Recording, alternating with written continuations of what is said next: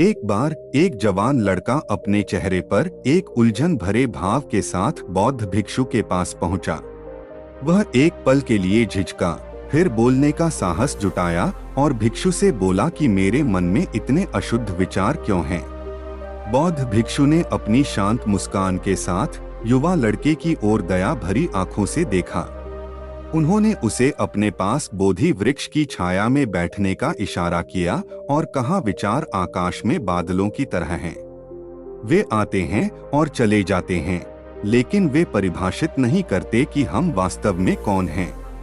बौद्ध भिक्षु ने आगे कहा, अलग अलग कारणों की वजह से अशुद्ध विचार उत्पन्न होते हैं, जैसे कि हमारे अनुभव, हमारी इच्छाएं और हमारे आसपास की दुनिया का प्रभाव। हालांकि यह हमारी शक्ति पर निर्भर करता है कि हम अपने विचारों को समझ सकें और अपने भीतर शांति पा सकें।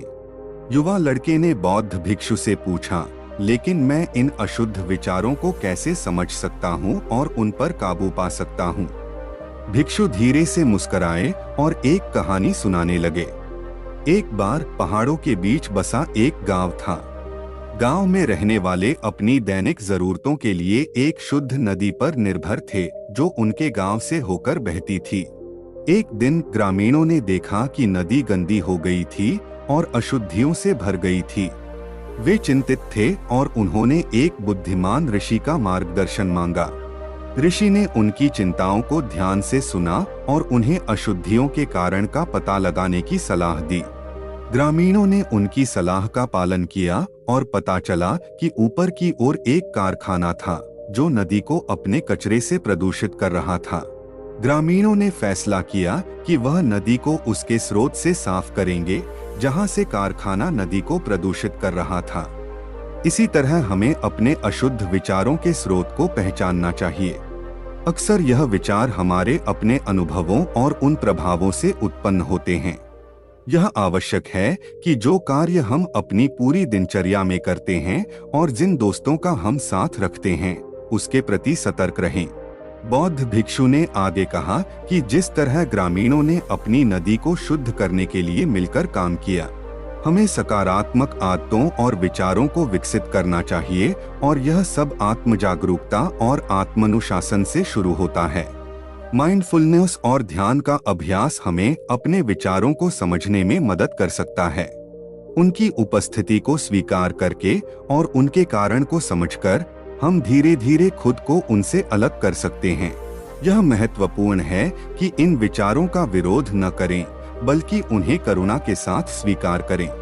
लड़के ने भिक्षु से पूछा, क्या होगा अगर सब करने के बाद भी अशुद्ध विचार मन में उठते हैं? भिक्षु मुस्कुराए और उत्तर दिया, मन एक बगीचे की तरह है।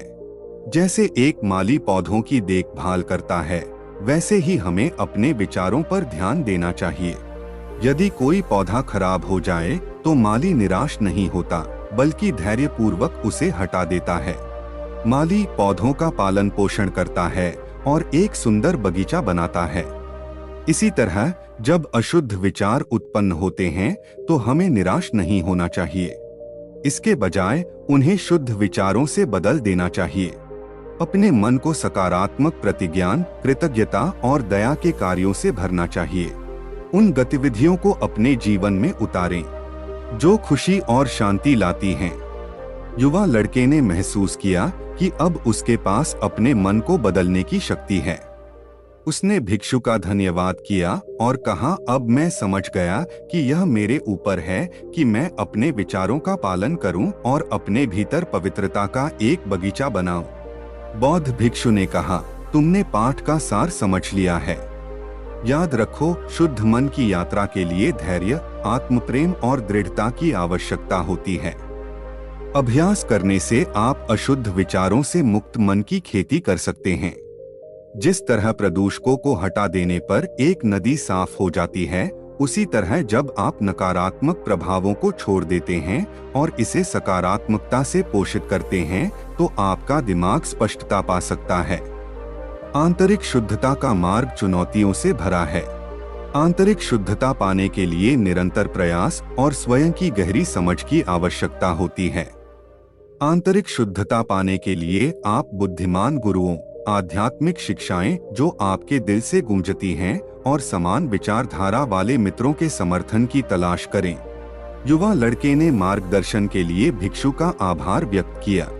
नए दृढ़ संकल्प से भरकर उसने शुद्ध मन की खोज शुरू कर दी। उसने अच्छे और सकारात्मक व्यक्तियों की कंपनी को चुनकर शुरुआत की जिसने उसे श्रेष्ठ बनने में मदद की। वह लड़का उन कार्यों में लगा रहा जो उसकी आत्मा का पोषण करते, जैसे कि प्रकृति में समय बिताना, कृतज्ञता का अभ्यास करना और दूसरों की जरूरत में मदद करना। रोज रोज ध्यान और सचेतन अभ्यास के माध्यम से युवा लड़के ने बिना निर्णय के अपने विचारों का निरीक्षण करना सीख लिया। उसने अपने भीतर उत्पन्न होने वाले अशुद्ध विचारों को स्वीकार किया और उन्हें धीरे से मुक्त किया, जिससे वे आकाश में बादलों की तरह निकल गए। समय के साथ उसके मन में अशुद्ध विचार आने बहुत कम हो गए और उसने अपने भीतर अधिक शांति और स्पष्टता का एहसास किया। जैसे जैसे युवा लड़के ने अपनी यात्रा जारी रखी, उसने प्रतिज्ञान यानी कि अफर्मेशंस की शक्ति का एहसास हुआ। वह हर रोज दिन की शुरुआत में और रात को सोने से पहले कुछ सकारात्मक वाक्यों को अपने मन में बोलता, जैसे कि मैं प्यार और खुशी के योग्य हूँ। मैं उन विचारों को चुनता हूँ जो मेरी आत्मा को ऊपर उठाते हैं और मैं अपने मन का मालिक हूँ। धीरे धीरे इन वाक्यों ने अशुद्धता को पवित्रता के साथ बदलकर उसके विचार पैटर्न को अच्छा आकार देना शुरू कर दिया। इस कहानी से हमें यह सीख मिलती है कि हमें अपने विचारों का निरीक्षण करना चाहिए और उन्हें सकारात्मक बदलाव देना चाहिए। मन को अशुद्ध विचारों से मुक्त करने के लिए हमें आत्म जागरूकता, मानसिक ध्यान और सकारात्मक क्रियाएं बढ़ानी चाहिए, जैसे कि रोजाना ध्यान करना और मन को शांत करने का समय निकालना। दूसरा, सुबह उठते ही अपने जीवन के लिए परमात्मा का आभार व्यक्त करना। तीसरा, अशुद्ध सामग्री जैसे टीवी शो, फिल्मों से दूर रहें। चौथाई, ऐसे दोस्त चुनना जो आपको प्रेरित करते हों और सकारात्मकता की ओर आपको ले जाते हों। पांचवा, अपने दिन को अच्छे कार्यों में खर्च करें और आखिरी दूसरों की मदद करने और उन्हें प्रेरणा देने की कोशिश करें। यह निरंतर अभ्यास है जो हमें मानसिक शांति और स्पष्टता की ओर ले जाता है। इस तरह हम अपने मन को अशुद्ध विचारों से मुक्त करके सकारात्मक बना सकते हैं। इस कहानी से मुझे आशा है कि आप सभी को आनंद आया होगा और आपने इससे कुछ नया सीखा होगा। अगर आपको यह कहानी पसंद आई है तो कृपया इसे अपने दोस्तों और परिवार के साथ साझा करें और अगर आप हमारे चैनल पर नए हैं तो कृपया सब्सक्राइब करें ताकि आप हमारी आने वाली कहानियों के बारे में जानते रहें। धन्यवाद।